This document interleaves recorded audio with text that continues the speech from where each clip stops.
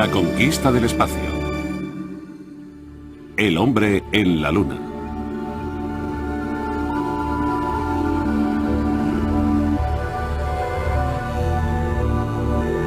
Estados Unidos mantuvo la promesa a su presidente fallecido y se convirtió en la primera nación que llevó humanos a la superficie de la luna.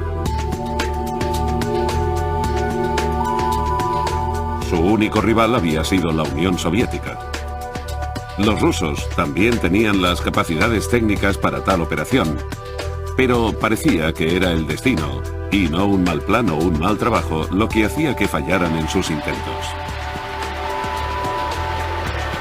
Los soviéticos habían rodeado la Luna con una cápsula Son que había regresado, pero una serie de fallos en el lanzamiento de los vehículos había echado por tierra sus esfuerzos. Estados Unidos también había tenido fallos técnicos y trágicas pérdidas, pero siguieron en la carrera diligentes y centrados. El vehículo lunar del Apolo 11, llamado Eagle, en el que volaban Neil Armstrong y Buzz Aldrin, se posó en la superficie lunar el 20 de julio de 1969.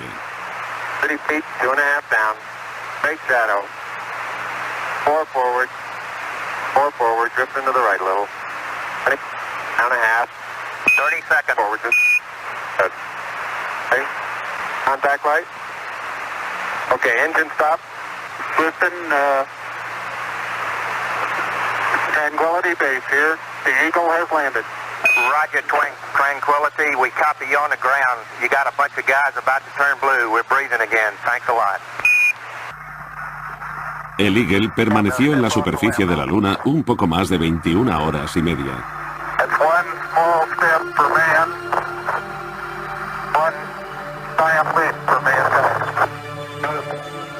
Armstrong y Aldrin caminaron por la Luna durante 2 horas, 36 minutos y 40 segundos. En ese tiempo recogieron 21 kilos 55 gramos de rocas lunares y muestras del suelo. Plantaron una bandera de Estados Unidos, colocaron instrumentos científicos y hablaron con el presidente norteamericano Richard Nixon. Hubo que ajustar su tabla de tareas de vez en cuando debido a inesperados retrasos. Armstrong tuvo problemas para entrar por la escotilla del LEM y la superficie polvorienta dificultó sus movimientos, cubriéndolo todo de una fina capa de polvo. Tuvieron que reducir a la mitad su colección de muestras y su estancia se amplió 15 minutos para que pudieran cumplir sus objetivos. Regresaron al Eagle, guardaron las muestras, desecharon el equipo que ya no necesitaban, incluyendo las mochilas lunares, una cámara y sus trajes. Aldrin también dejó una pequeña bolsa de recuerdos en la superficie conteniendo un disco con un mensaje, una hoja de palmera de oro y una placa de la misión del Apolo 1 en memoria de sus 3 compañeros fallecidos. Luego la tripulación descansó 7 horas antes de iniciar el ascenso. Una de las cosas que tuvieron que hacer fue reparar un interruptor roto que accidentalmente había estropeado Aldrin. Utilizando como herramienta el capuchón de un bolígrafo, Aldrin sacó y sostuvo el pulsador, lo que les permitió encender el motor principal de ascenso.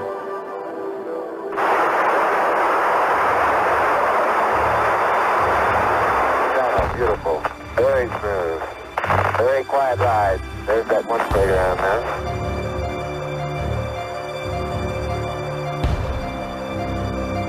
1,000 feet high, 80 feet per second vertical rise. Desgraciadamente, los astronautas habían plantado la bandera norteamericana demasiado cerca del LEM y se quemó con el calor del escape del cohete. Misiones posteriores plantaron sus banderas mucho más lejos. La etapa superior del Eagle despegó y devolvió a los hombres a la órbita. Allí se unieron al módulo de mando Columbia, en el que les esperaba Michael Collins, y en una danza a cámara lenta se acoplaron, transfiriendo su valiosa carga de muestras y se desprendieron del Eagle. Con el motor principal encendido, los 3 intrépidos volvían a casa. La cápsula del módulo de mando del Apolo 11 amerizó en medio del Océano Pacífico a 380 kilómetros al sur del atolón de Johnson y fue recogida por el USS Hornet 1 hora después. El presidente Nixon estaba allí para saludarles personalmente. La visita a un mundo ajeno requería una cuarentena especial, por si los astronautas hubieran traído consigo patógenos o microbios desconocidos, un posible peligro para todo el planeta. Los astronautas vistieron trajes especiales herméticos y fueron lavados con potentes productos químicos cuando salieron del módulo de mando que flotaba en el océano. Después de un corto vuelo al portaaviones, fueron introducidos en una cámara móvil de aislamiento.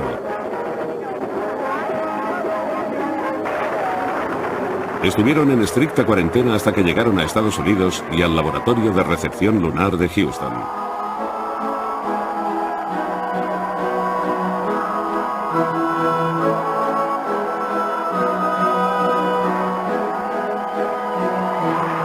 Finalmente, después de comprobar su inocuidad, los 3 astronautas quedaron libres el 13 de agosto para recibir los homenajes del público norteamericano.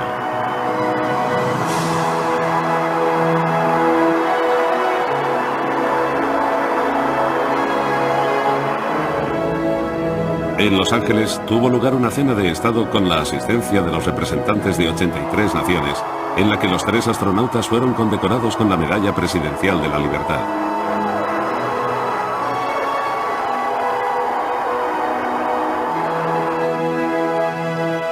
La salida para dar una vuelta al mundo de 24 días empezó en la Ciudad de México. El llamado Viaje del Gran Salto llevó a los 3 hombres por 25 países, incluyendo Francia y el Reino Unido.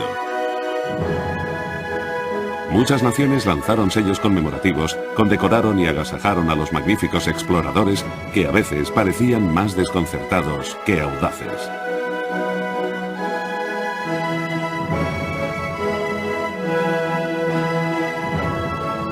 En San Luis, en la 27ª Convención Mundial de Ciencia Ficción, los 3 hombres fueron recompensados con el premio Hugo por el mejor alunizaje de todos los tiempos.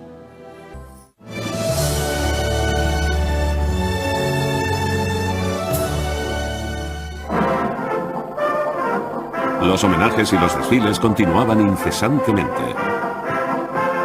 En una sesión del Congreso en la ciudad de Washington, los 3 astronautas presentaron 2 banderas, una para el Senado y otra para el Congreso. Ambas habían ido y vuelto de la Luna.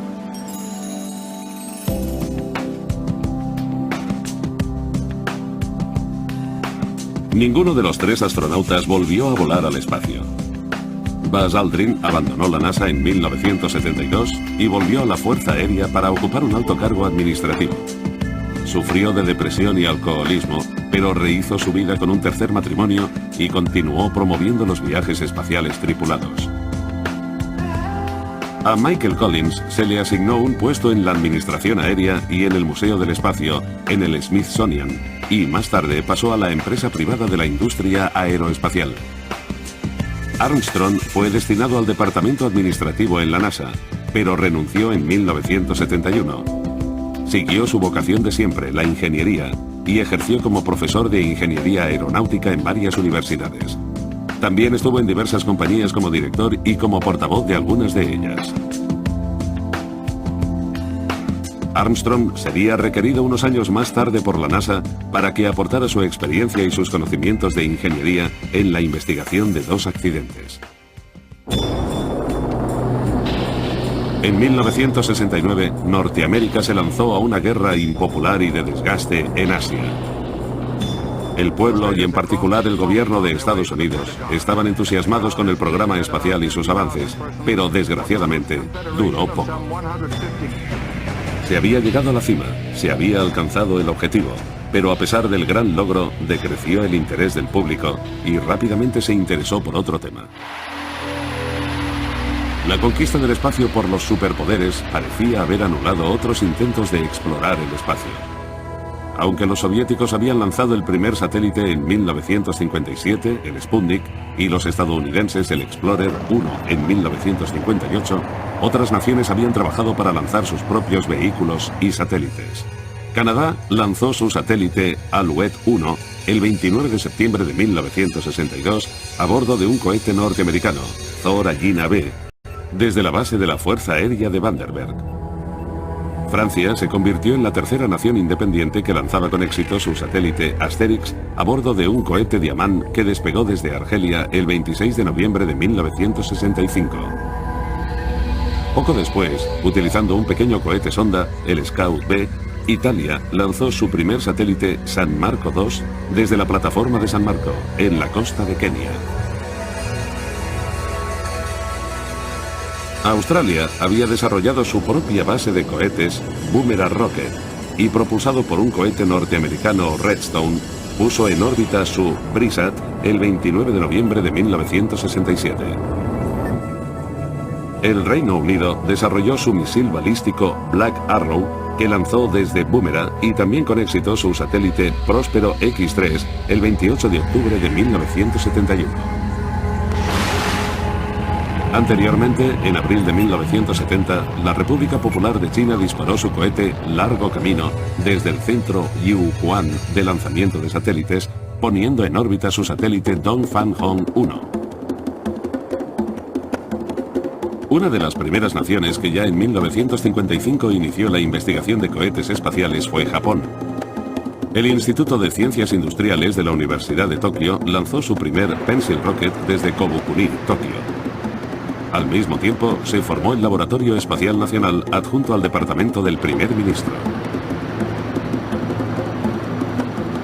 Más tarde, el Centro Akita de Pruebas de Cohetes se estableció en la playa de Michikawa, en la prefectura de Akita. Allí se hicieron muchos lanzamientos de pruebas de cohetes Pencil y Baby. Los alemanes tenían a von Braun, Norteamérica a Goddard y Rusia a Korolev. Japón tenía al profesor Hideo Itokawa. Después de la Segunda Guerra Mundial, Japón empezaba de cero en la investigación de cohetes. Los estudios y los desarrollos anteriores habían sido destruidos por los diseñadores ante el temor de ser acusados de crímenes de guerra o desaprobados por las fuerzas aliadas. Cuando era niño, Itokawa había presenciado las acrobacias de un avión norteamericano que despertó en él un gran interés por los vuelos, su vocación por la ingeniería aeronáutica y el diseño de aviones. Después de la guerra, se prohibió a Japón la investigación de cualquier tipo de armas e Itokawa se dedicó al estudio de la ingeniería médica y acústica en Estados Unidos, donde escribió un libro sobre medicina espacial. Volvió a Japón entusiasmado con la idea de investigar en la práctica los vuelos espaciales. Con su entusiasmo, consiguió el apoyo de la universidad y la industria.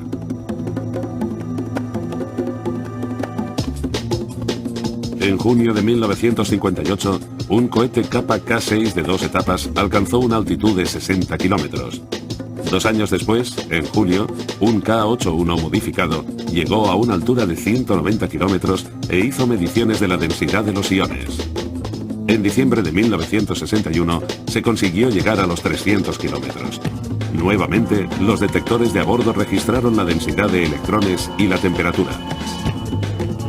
En 1964, Japón lanzó su primer satélite meteorológico de observación, el MT-135-1. En 1967, un cohete L3H3 alcanzó una altitud de 2.150 kilómetros.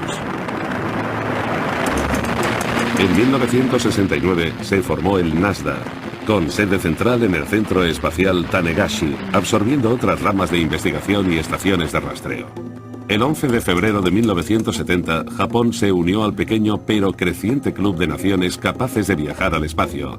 El satélite Osumi consiguió con éxito situarse en órbita. Su naciente industria electrónica y su floreciente economía convertirían a Japón en un miembro clave de los proyectos futuros de los vuelos espaciales no tripulados.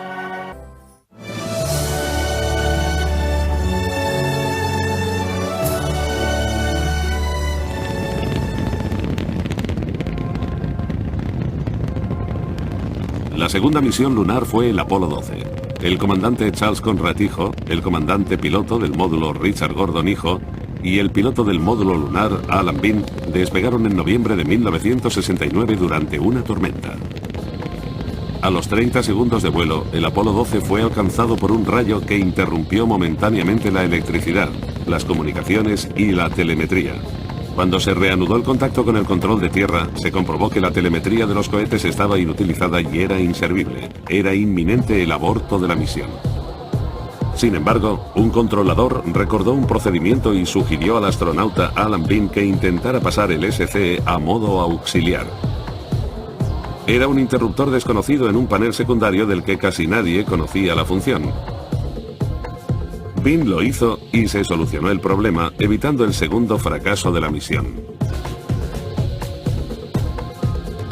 Su viaje hacia el mar de las tormentas continuó sin sobresaltos. Una vez en órbita, el módulo lunar se desprendió y descendió hacia la superficie. Aunque el del Apolo 11 había sido un evento con tensiones y problemas, el segundo descenso fue mucho más tranquilo. There's LTD. Roger, copy, P-64. There it is. There it is. Son of a gun, right down the middle of the road. Outstanding. 42 degrees, Pete. Coming down at 2, Pete. You got plenty of gas, dude. Hang in there. 30 seconds. 18 feet. Coming down at 2. He's got it made. Come on in there. 24 feet. Contact light. Roger, copy contact. Rock. Pro. Yeah, pro. Okay. Inform off. Okay. I'll cycle these down. You got your spinning command override off. Yep. La nave no alunizó en el sitio señalado, un lugar que Conrad llamó el aparcamiento de Pete. Sin embargo, fue otro alunizaje suave conseguido con éxito. El sentimiento al descender por la escalerilla del LEM fue distinto, y Conrad, con una estatura bastante menor que la de Armstrong, se refirió a la famosa frase de Armstrong.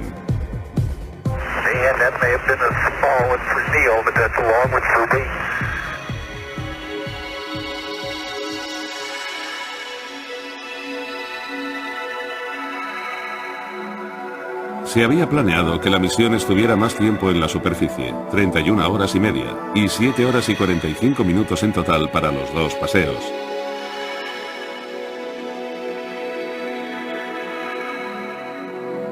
Para mejorar la calidad de las imágenes televisadas, la NASA había previsto esta vez una cámara de televisión en color de alta resolución para las operaciones en la superficie.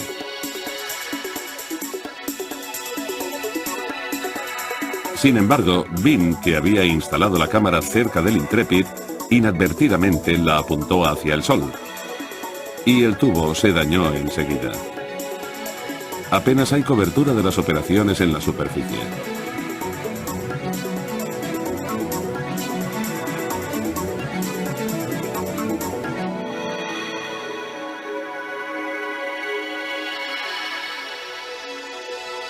El mar de las tormentas era un lugar de alunizaje común a las naves anteriores.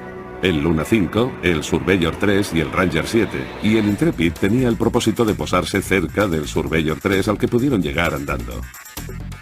Los dos astronautas llegaron e inspeccionaron el Surveyor que había alunizado en abril de 1967.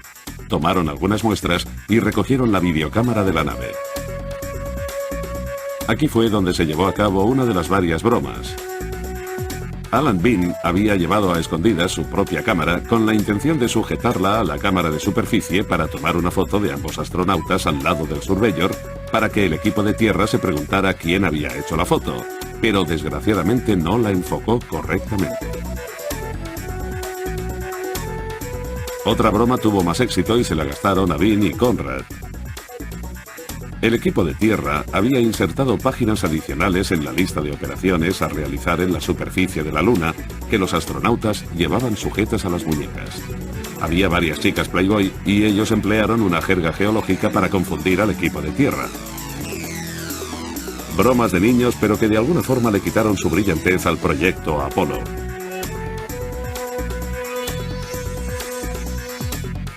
En la Tierra hubo quejas a las cadenas de televisión porque se interrumpió la emisión en directo del lanzamiento del Apolo 12. A veces la fama dura poco.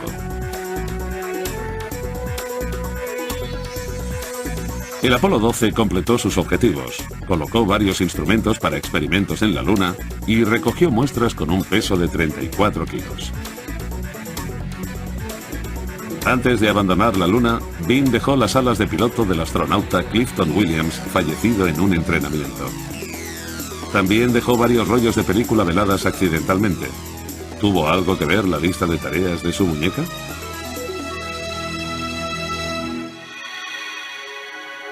El Yankee Clipper amerizó el 24 de noviembre a 800 kilómetros al este de Samoa. Durante la operación, una cámara de a bordo se soltó y golpeó a Bean en la cabeza, dejándolo unos segundos sin sentido. Tuvieron que ponerle 6 puntos.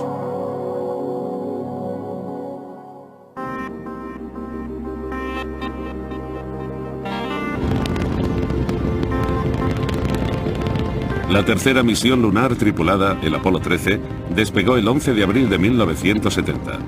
Hubo un cambio de última hora a causa del sarampión y un miembro de la tripulación de reserva, Jack Swigert, fue nombrado comandante piloto del módulo. El comandante del vuelo era el veterano Jim Lovell y el piloto del módulo lunar era Fred Hayes. Durante la primera fase de la misión ocurrió un incidente de menor importancia. El motor central, uno de los 5 de la segunda etapa, se apagó prematuramente. Más tarde se descubrió un problema de oscilación de pogo muy grave y hubo que hacer cambios en el diseño en los vuelos siguientes. Los 4 motores restantes permanecieron encendidos largo tiempo para compensar la pérdida de fuerza. El módulo de mando, el Odyssey, y el Lunar Lander Aquarius empezaron su viaje de 3 días hacia la Luna. Había desaparecido el entusiasmo de los medios de comunicación por los primeros vuelos. De hecho, decidieron no interrumpir la programación habitual para televisar las imágenes que los astronautas filmaron desde la cápsula durante su ruta.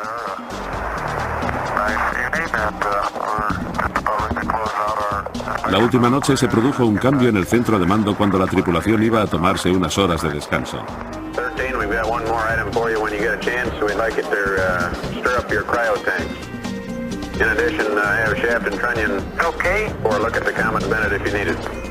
Estaban a 321.000 kilómetros de la Tierra. This is Houston. Say again, please.